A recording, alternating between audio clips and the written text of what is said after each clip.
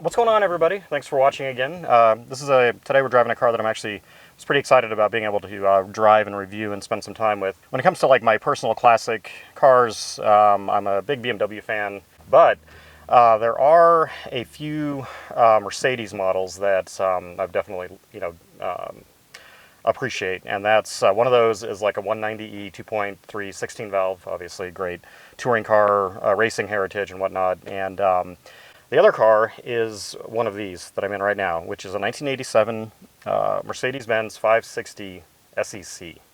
And this is basically one of the, when it comes to 80s cars, this is definitely one of the ultimate, kind of super coupes, I guess you could call it, from the 80s. This is a 560, so it was the most powerful version that they offered. This one has been modified even further, so it's got a nice bump up in horsepower and torque, and it's also been modified for better handling. So let's take it for a drive and see what it's like.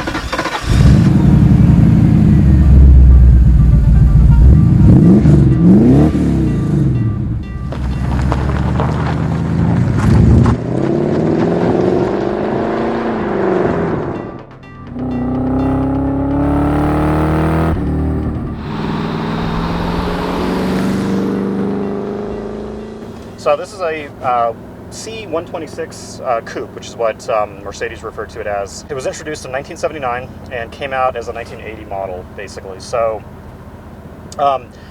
it's an S-Class. The W126 is the sedan version of the S-Class that came out a little bit before this car came out. And of course the S-Class from this era, late 70s into the 80s, definitely was one of Mercedes' better, S-Classes. I mean, this is definitely a high point for them. As far as the cars that they made during this era, I think that these cars, the styling, the build quality, the performance, they were all pretty impressive. I mean, definitely they're very nice cars, and that's starting to show, of course, in the values of them, because they're going up in value, especially the 560 SECs, because they're relatively rare. When it came out, it had a 5-liter V8, and then it was a 3.8 liter V8. I want to say back when the car first came out in 1980. Then in 1986 there was a facelift basically that happened, and they changed the design of the bumpers. That's actually a pretty good design change. It's a lot clearer than the previous versions, but at the same time they also introduced the 5.6 liter V8, and it had actually pretty good performance. I mean, it had 238 horsepower, something like that, and about 290, maybe just under 290 foot-pounds of torque. And that, back in 87, which is what year this one is, that's a pretty impressive figure when you think about it, if you compare it to cars from the same era. A stock 560 SEC is actually kind of a sporty car. I mean, it's 0 to 60. When it was new, it was 0 to 60 in just a hair under 7 seconds, which, again, I know that wouldn't be considered very quick by current standards, but you have to put it in the context of the era that it came from. So I want to give a shout out to Caribou Engineering. They're the guys who built the car, and they also lent it to me. You probably recognize their name from a couple of the other videos that I've done.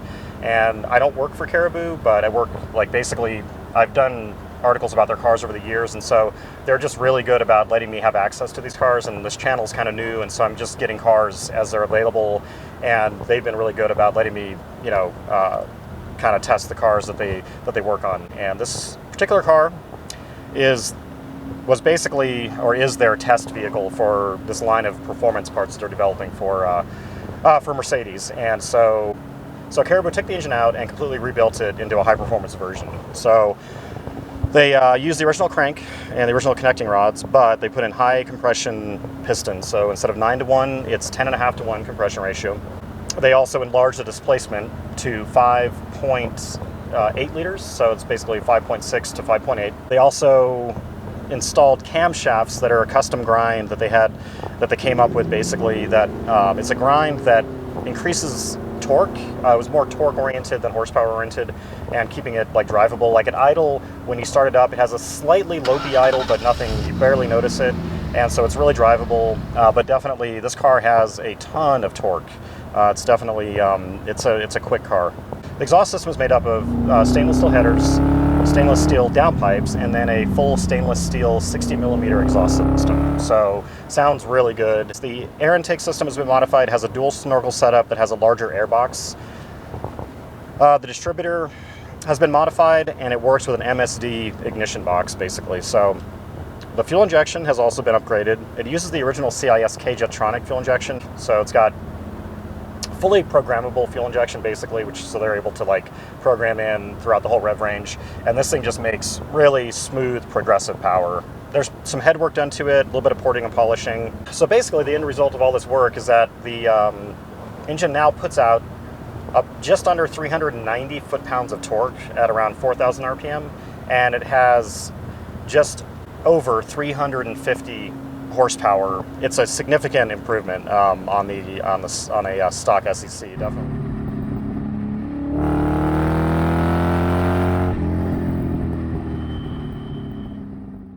So the suspension has also been modified. It has H&R lowering springs, new Bilstein heavy-duty Bilstein HD shocks.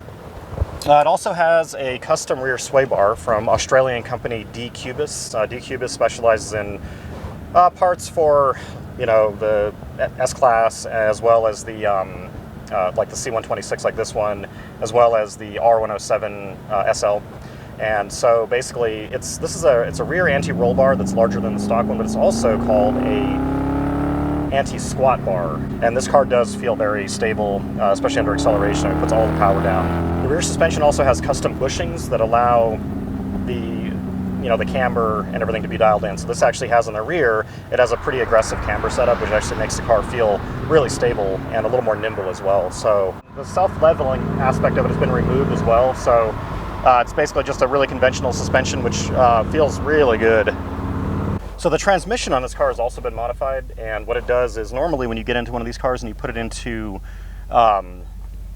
drive, it starts out in second gear, but this transmission has been reconfigured so that it actually starts out in first gear, which gives you better performance off the line. And it's also been reconfigured to shift a little bit quicker on upshifts and downshifts, I believe, as well. So it's got 17-inch AMG wheels. The handling, I was expecting to be kind of like not that impressed by it, just because of the weight of the car and the fact that it was a little bit older of a car, but it's very impressive, I have to say. This thing is an absolute blast to drive for what it is. It's very quick.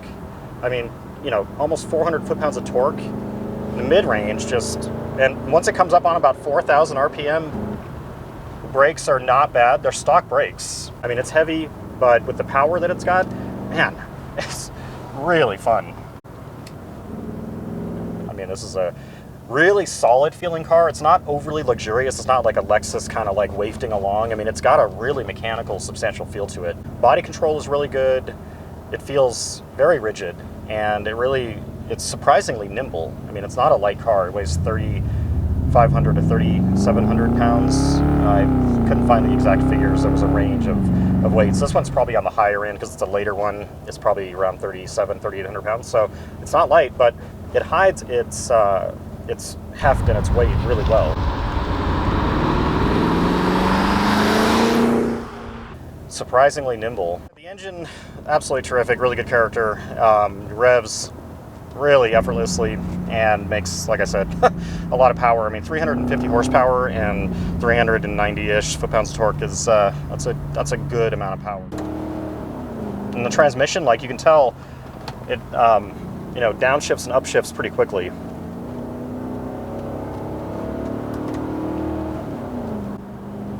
Very stable and planted, and I think a lot of that has to do with the alignment settings, as well as the rear sway bar. I have a feeling that a stock SEC would probably understeer more than this thing. The steering is a little bit heavier than you would think as well. I mean, it's power steering, but it actually has a nice little heft to it. The steering has a little bit of on-center vagueness, but once you get it cranked into a turn, it's not bad at all. Yeah, this thing is surprisingly fun to drive. Overall, very impressive car.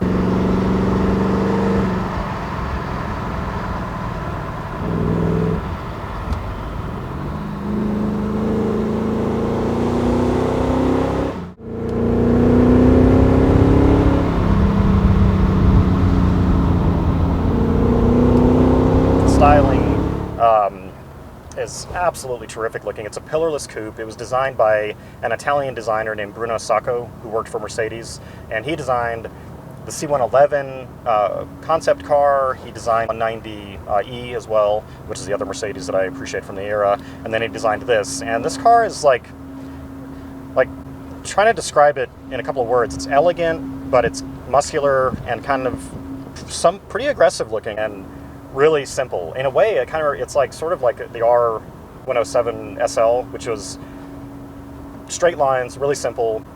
This kind of hews to that sort of tradition of just having really clean straight lines, really great proportions. I mean, this is definitely a big car. It's very long and it's relatively wide, but it looks really great. I mean, it's a really, really nicely styled car. So it's got a few interesting touches on the design. The door handle surrounds, the reason that they are that large and the shape that they are is that they actually prevent dirt and grime from getting on the door handle itself. So this is a very Mercedes thing, you know, you don't want to get your hands dirty when you open the door. It has the finned taillights as well, basically. So those are finned also to prevent dirt and grime from building up, so you get better visibility from the brake lights, so it's kind of a safety thing as well. So the interior on this car is really nice. It's a pretty big car, and so that is obviously reflected in the interior, and the windshield is it's wide and kind of low, and the interior is very spacious. Beautiful design. I love the interior design, the door panels especially. I mean, when this thing came out in 1980, I imagine people probably thought it was pretty futuristic looking. It's got really cool looking door panel design with these sweeping lines. Mercedes pioneered the use of these power buttons for the seats, and they actually look like the seats. There's also power headrests, which is interesting right here. So if you want to move the headrest, you move it up or down with this little button here, and they actually work still, which is amazing. Now, the other strange thing is that the rearview mirror on the driver's side is not power, it's manual, and it's got this really cool little mechanism that you use to adjust it, and it's actually a pretty precise adjuster. But it's just interesting that it has power headrests, but it doesn't have a power rearview mirror. It has a town and country horn, so that's, I think, the town setting. That's the country. It's a little bit louder. It has these seatbelt presenters, which when you get in and you turn the ignition on, this arm comes out and basically presents you with the seatbelt, and so you can just grab it right here. And the reason for that, it's not just because it's like a luxurious kind of thing. Because of the design of the car, it's a pillarless coupe, right? So there's technically no B-pillar, and so that meant that they had to move the seatbelt mechanism further back away from the driver, and so their solution for that was to basically have these arms, these electric arms that come out and give you the seatbelt, and then they move back. You know, the gauges are big, bold, easy to read. It's got a very large steering wheel. It feels appropriate for the car, but it's big for sure. Driving position, it's very commanding. It's comfortable compared to the last Mercedes I drove, which was that R107 560 SL. Definitely, this is a huge leap. I mean, that car, you can tell when you drive it, it's a 60s era car, and the C126 definitely feels more like a car that was designed in the 70s. It's much more modern feeling, and it's very comfortable, very, very comfortable. Like I said, spacious, but it's luxurious, but it's also surprisingly mechanical and like kind of heavy feeling.